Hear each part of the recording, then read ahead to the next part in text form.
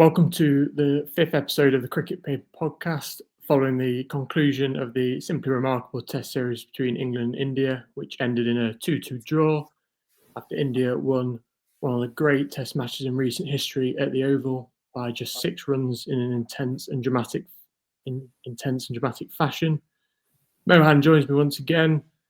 We thought we'd just about seen everything we possibly could in this Test series, but watching Chris Woakes walk out to bat with his arm in a sling was pure cinema, really. And on the 25th day of the series, we got the ending it deserved, really, which just showcased why Test cricket remains the pinnacle of this sport. Yeah, man, and how good are 5 Test series, Dom? I mean, you only get this kind of stuff with these long series. Like you say, after almost 25 days of cricket, it still wasn't 100% decided who was going to end up as the winners. And like you say, it had everything by the end. Chris Woakes coming out with one hand, one arm. Yeah, it was like the perfect finish to an already great series. And I think, all things considered, 2-2 is probably a fair scoreline. I think that's what most people feel. That's the sentiment around sort of most fans and pundits. And I think it's a huge achievement for the Indian team. I think given they're so young, inexperienced, it was their first Test without sort of the big names, obviously who retired before the series. So it was going to be an interesting challenge for them. And also for England, it's their last full Test series before the Ashes, so they wanted to probably get as close to a final 11 in their minds that they wanted, sort of looking forward. And I think, that this Test series turned out to be, like you say, one of the better ones in recent memory.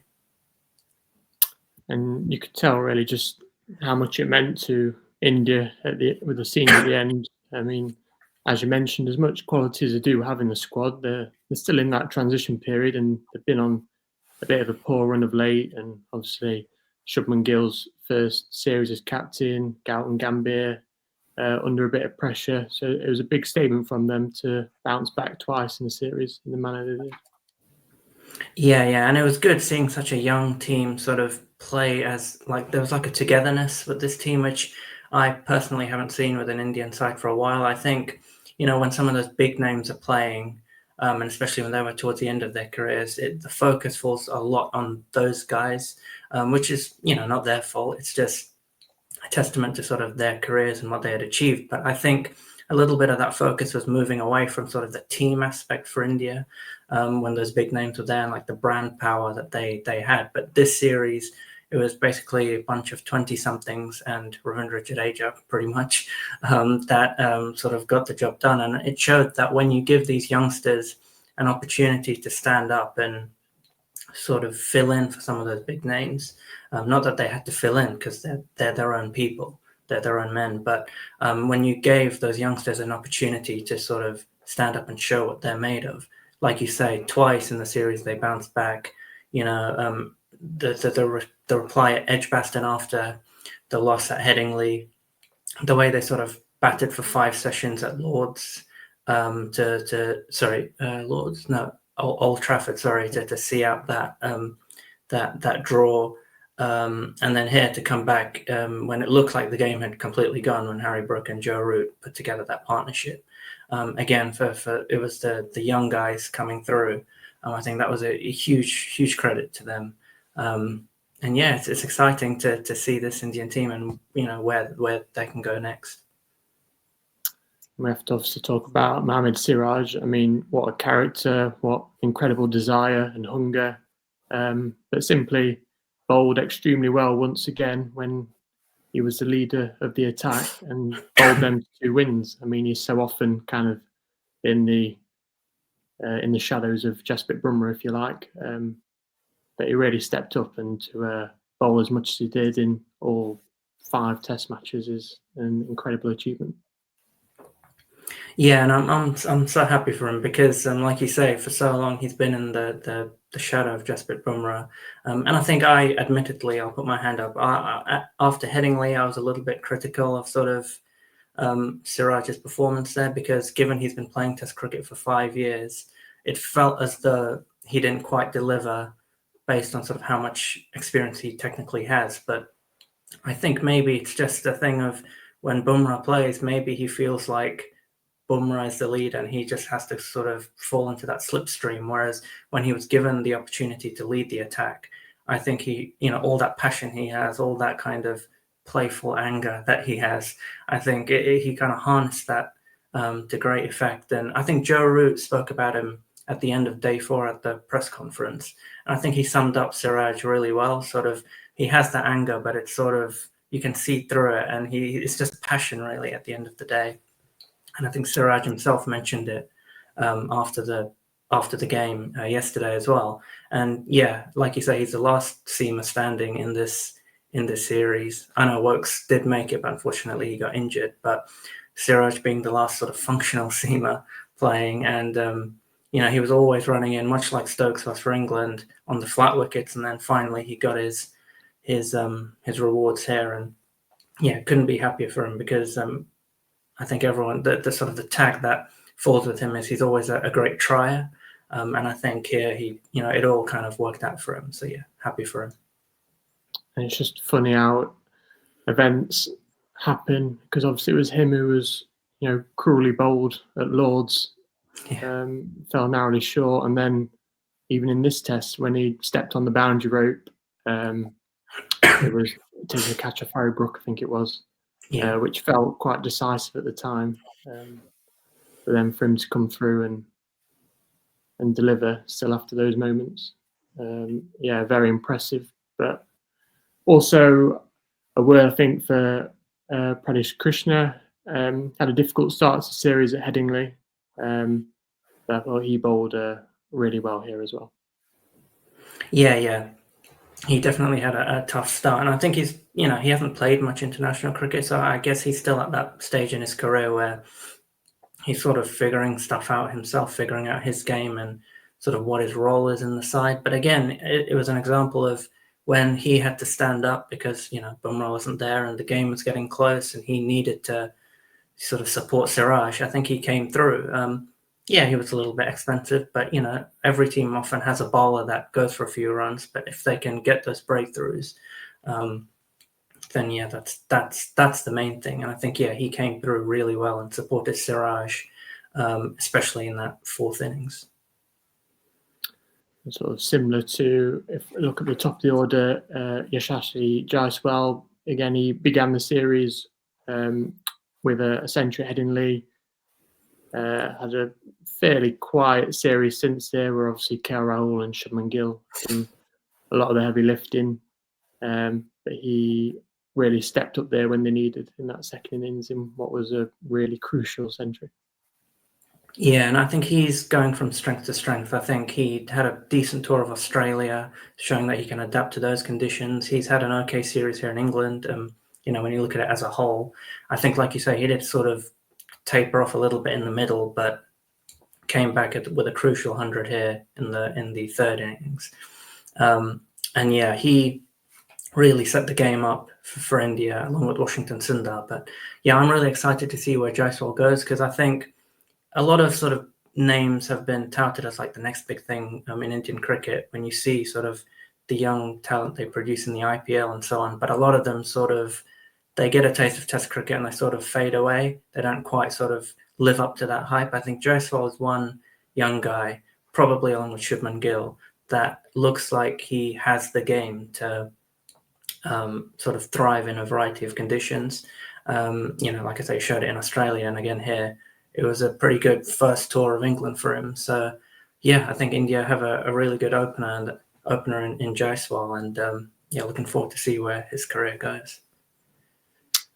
And sort of finally for India, obviously a lot of the plaudits will go for the batters, Shubman Gill, as we mentioned, Mohammad Siraj with the ball, but Ravindra Jadeja and Washington Sundar, once again, so vital in that middle order, and perhaps the pitchers haven't really given them the chance to contribute as much as they maybe would have with the ball, but with the bat, they've been sort of a key reason behind India's success this series.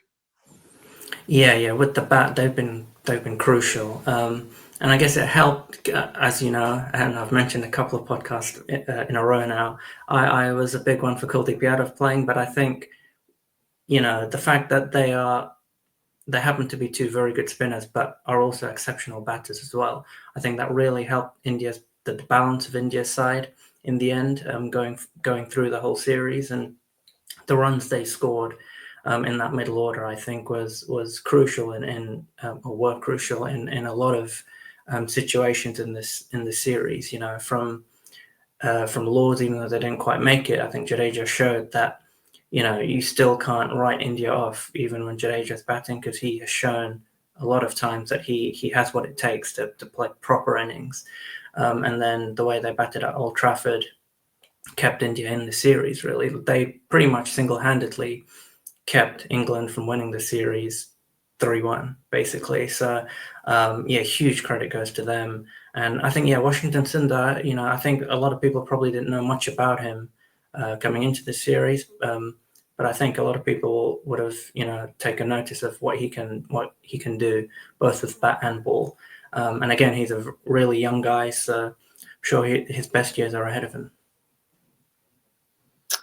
If we sort of move on now to the England perspective and the run chase, I mean, regardless of how good of effort it was, I mean, score 367, I think it was, in that second innings takes some doing, but basically disappointing, really, to be 301 for 3 and not get over the line. And I think you could sort of see the panic in the side once Harry Brook and Joe Root got out.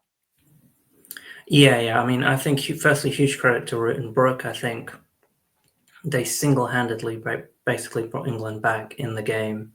And it was weird seeing that panic sort of when they got them so close, to see some of the shots that were being played, sort of especially outside off stump. It seemed a bit strange, but maybe it was just that Brook and Root just batted so well that they just made the pitch and conditions just look different.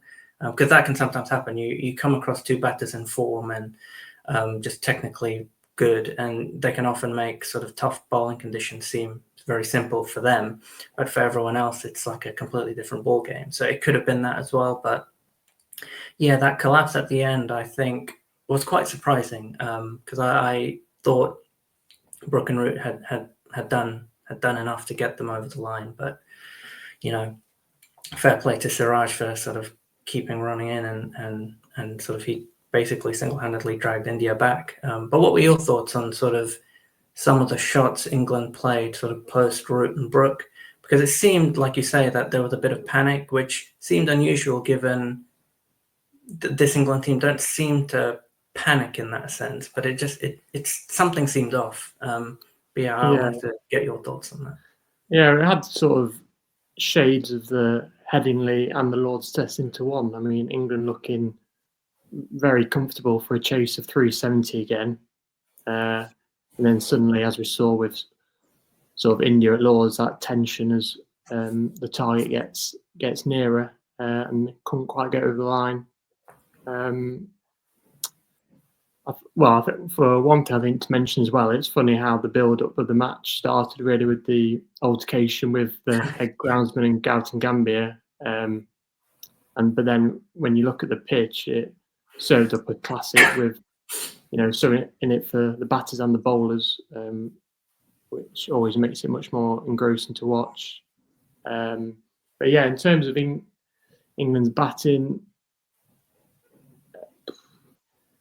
I mean, Harry Brook's an interesting one, because can you criticise him?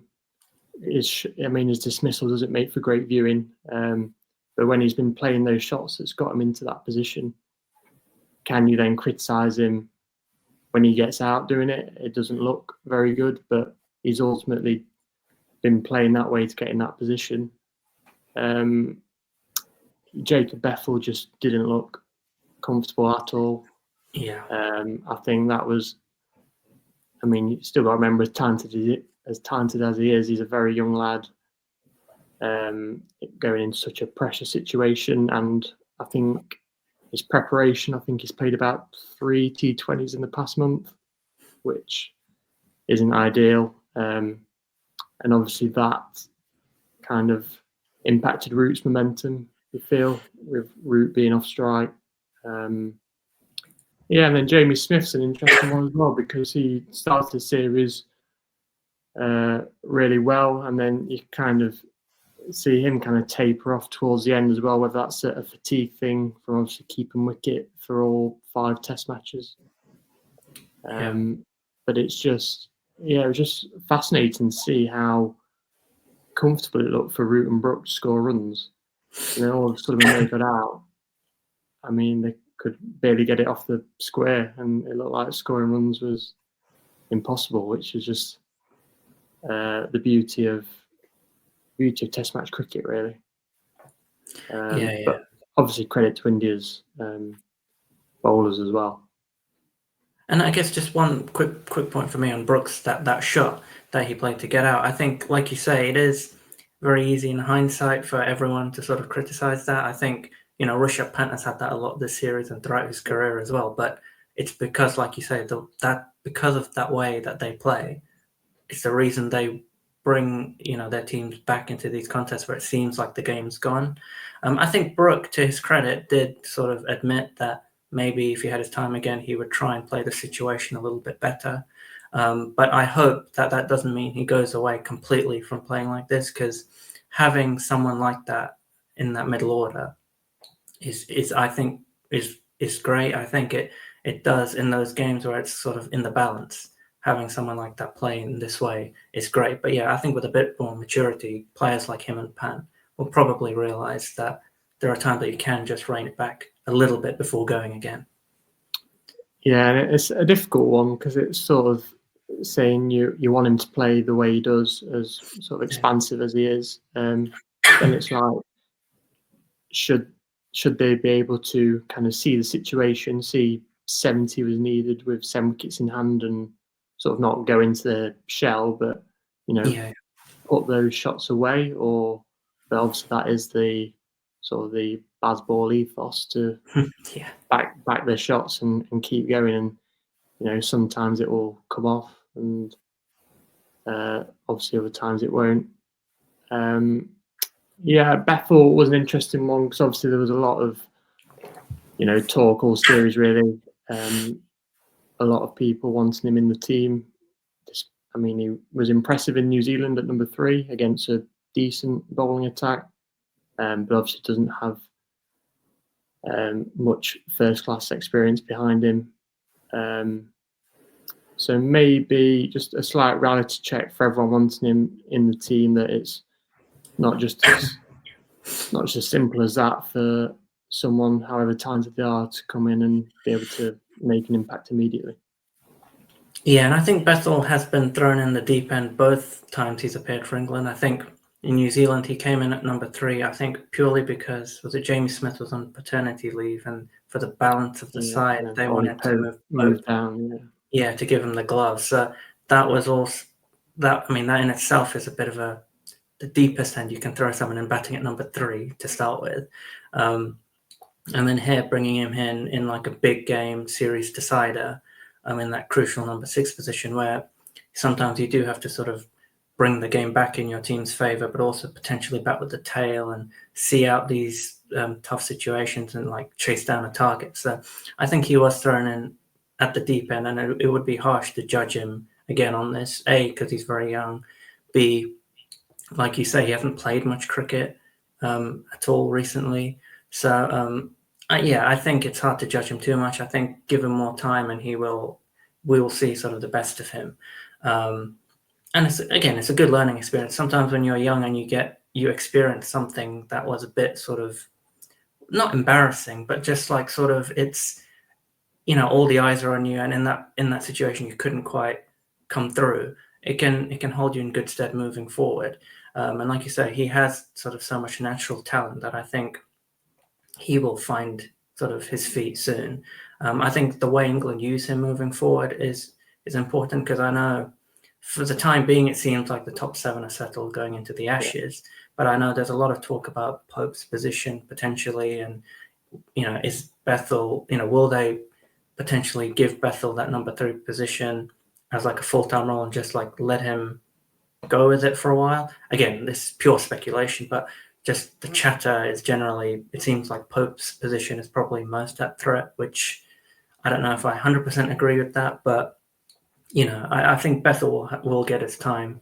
It's just crucial how England manage him and sort of balance having him in this environment. As McCullum always says, he likes to have the players not playing in the 11 within the squad, but also giving Bethel and players enough game time outside of it to just make sure they're continually sort of developing. So I hope England don't sort of mismanage him and keep throwing him at the deep end and then sort of getting annoyed by sort of him not always coming through, because he's had two tough opportunities so far in his Test career, and in New Zealand, to his credit, he came through.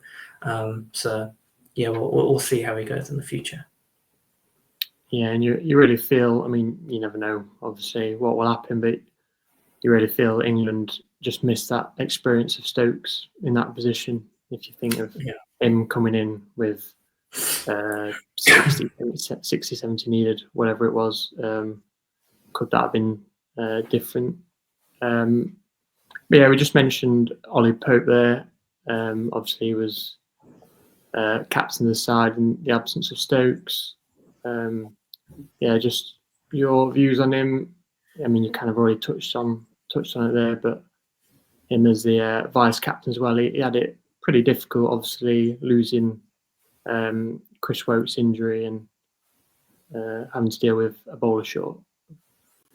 Yeah. I think from a captaincy point of view, it wasn't the ideal scenario at all. He didn't have his full strength team really, especially in terms of bowling. So it's hard to judge too much on that. It's more sort of for me anyway, like casting forward, sort of where England see this team going, because the general consensus I glean from just hearing is that Harry Brook just seems like the obvious candidate for a permanent vice captaincy role and potentially the full-time role if Stokes hangs up his boots sort of when that day comes. He's already the captain of the limited over side, so, and everyone talks about him having a good cricketing brain and so on, and he's a sure thing in the side just for his batting. So it seems like from that point of view, Harry Brook is probably the obvious one, but I think Stokes does think highly of Pope, and to Pope's credit, he might not be the most consistent. He's not a Joe Root, but no one said he was. But he's, I think for a while he was averaging 40 odd at number 3. Like he was doing okay. I think he hasn't been any worse than sort of, for example, Zach Crawley, for example. Yeah. I think the reluctance with sort of removing Zach Crawley, like if there was a position that they wanted to sort of try someone else in, it's, either Zach Crawley or Ollie Pope. And I think people are reluctant to move Zach Crawley just because I think even though Zach himself is not consistently scoring runs himself, that opening partnership as a combination has worked so well, even if it is Duckett scoring. So I think, people are reluctant to break that up. So then I think the eye goes towards Ollie Pope and sort of, is he doing enough at number 3, which is a crucial position in any Test team? Is there a better candidate for that? I think for a while, given Ollie Pope was the vice captain, or he is still the vice captain, but given he is the vice captain, people felt, he deserves to be in that number 3 position. And I personally don't think he's done terribly. Obviously, he hasn't been super consistent. So yeah, if they do choose at some point to maybe give Bethel that number 3 position and then just stick with him, I wouldn't be mad at it. But again, it's not like Ollie Pope is getting a string of ducks, and he has scored crucial runs at various points. So, and I think going into this Ashes, I think England want clarity. They don't want to be chopping and changing now. I think I can see them giving Ollie Pope definitely the full Ashes series, see how that goes, and then maybe take a decision on, that number 3 position. Yeah, I think to make a change now, given that the next test is the first Ashes test in Perth, to make a change there would be a huge call, really. I think the frustrating thing for England from this series with sort of Zach Crawley and Ollie Pope is that like you say, they've not been particularly poor, but they've just sort of been at sort of their average level. I think Zach Crawley sort of averaged low 30s, which he has for his career. Ollie Pope scored runs in the first innings, but his second innings average drops off massively. So they've not really answered, but they've not really learned too much. They're not really further forward than they were before, if you know what I mean. They're sort of almost in the same position as they were, really, with sort of the doubt around them. And like you mentioned there, with sort of Zach Crawley, I think Ben Duckett really enjoys batting with him, and it's one thing dropping Zach Crawley, but then you don't know what influence that would have on Ben Duckett, bringing someone else in to open with him. So yeah, like I say, that top 7 with obviously Ben Stokes, all being well if he's fit, in for Jacob F at number 6, that will, barring any injuries, I think will be how they will go in the Ashes.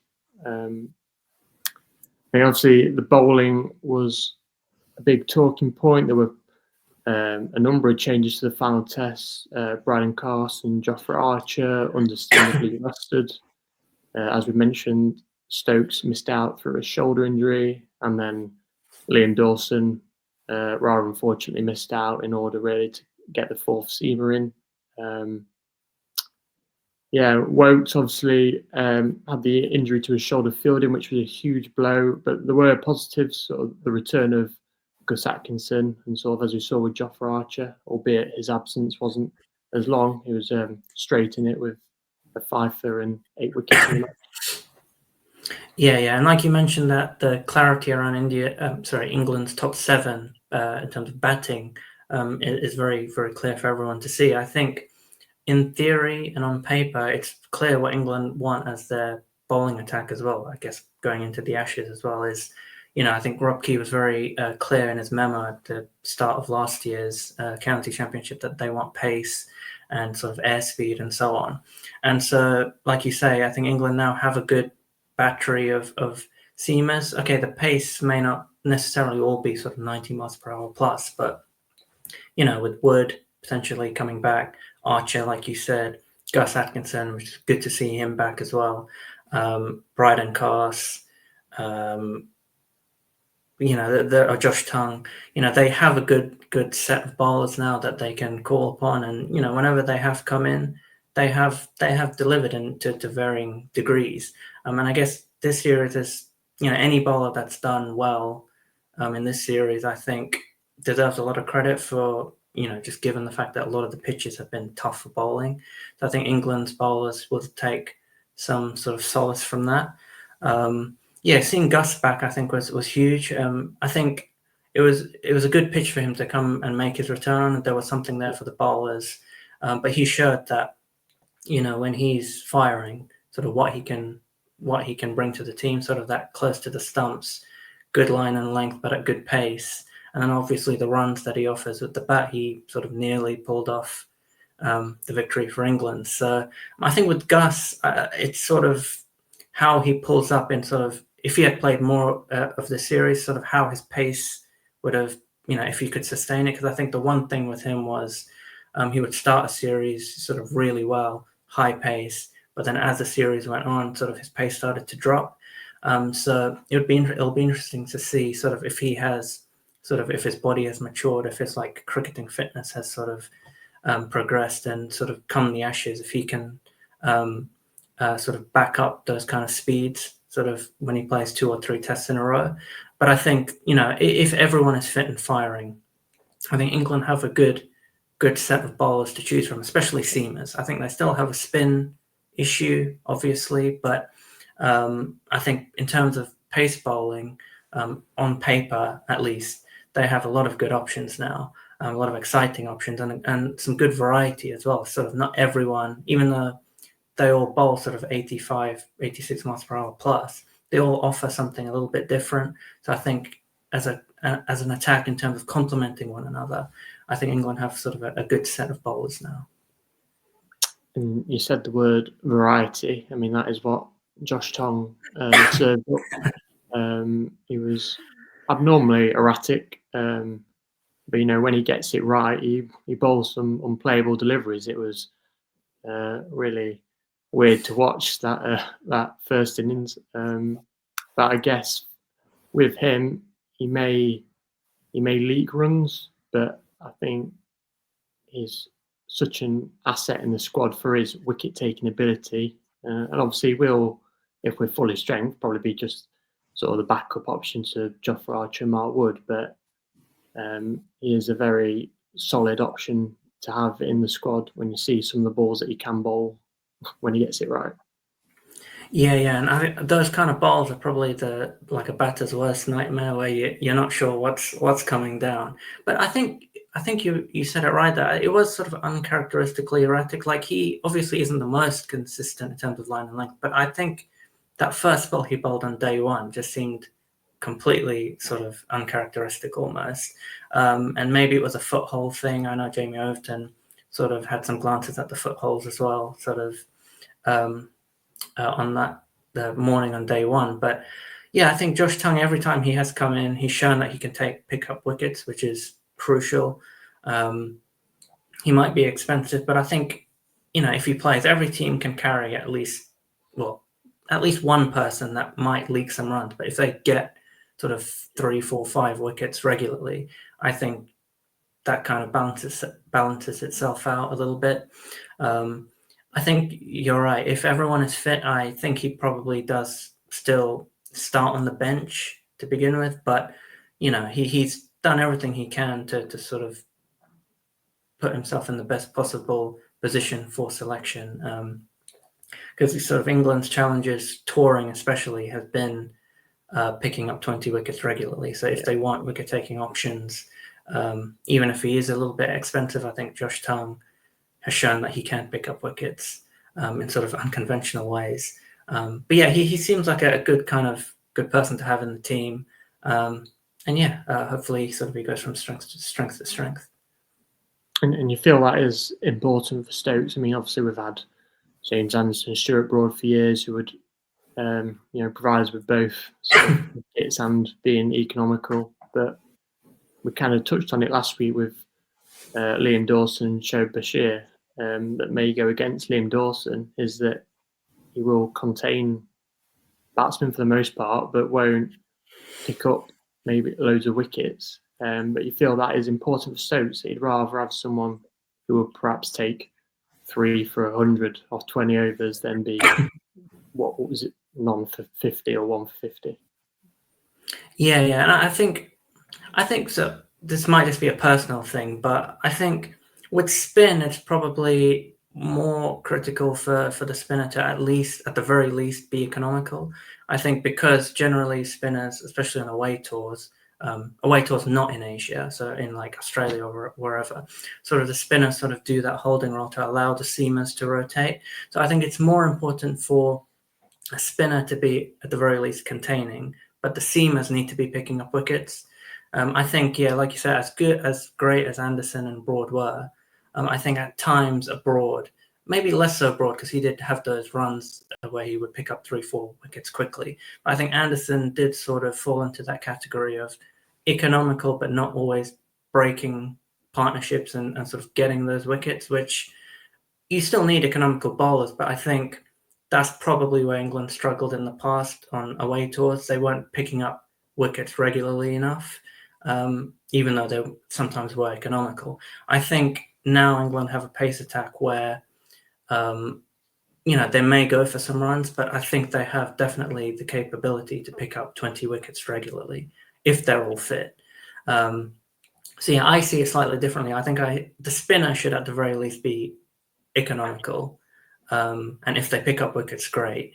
But, the spinners that England have at the moment aren't sort of Graham Swan level. They're, you work with what you have, and they're all very respectable spinners. But at the very least, if they can contain, it gives your biggest wicket-taking threat, your wicket-taking options, which are your seam bowlers, the best chance to pick up wickets. And there, I think if England's seamers can prioritise picking up wickets as opposed to being economical, I think that will probably hold them in the best stead in sort of Australia and beyond. And I think Stokes and McCullum seem to have that kind of mentality where wicket-taking sort of options seem more the premium than sort of just containing. So, yeah, it'll be interesting to see how England go sort of on tours now going forward.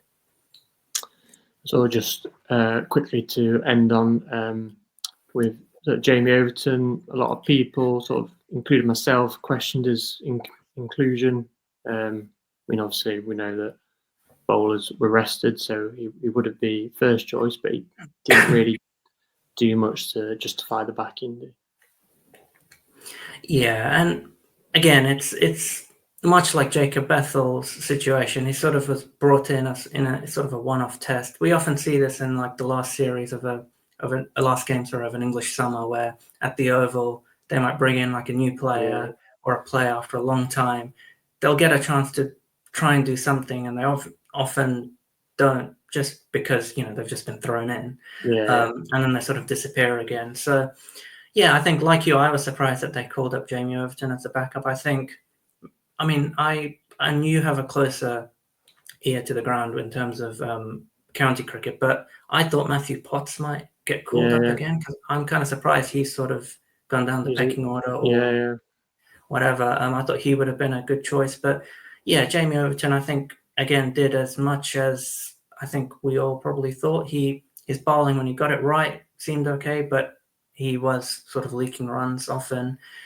And the batting, first innings, it was a trapped in front.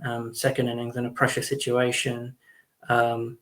It's tough. I mean, I, like you, don't necessarily think Jamie Overton was the solution for this test. But again, when you bring someone in after 3 years away, sort of throw him into a crucial game and sort of expect too much, it's kind of harsh on them as well. But yeah, like I say, I'm more interested in sort of if they ever bring Potts back, because I really thought that Stokes liked him, and whenever he played, he seemed to do great. So yeah. Yeah, no, I'm a big fan of Matt Potts, and like I said, I don't think he's really let England down too much when he's played. He just seems to be frozen out at the moment, which is a little strange. He's been playing a bit of the white ball. I don't think his numbers have been brilliant for Durham, in fairness, when he's played in the County Championship this season. But yeah, no, he's a bowler that I like, and I would certainly be having around the squad to fill in. But yeah, that's all the time we have for this week. Over the next few weeks, we will be looking in more detail at the England squad and how they're shaping up in each department ahead of the Ashes. But for now, thank you, Mohan, again for your contribution. Thank you, Dom. And it was a great first series to cover on this new podcast. So yeah, it's a pleasure. And remember to please subscribe to the Cricket Paper. Thank you.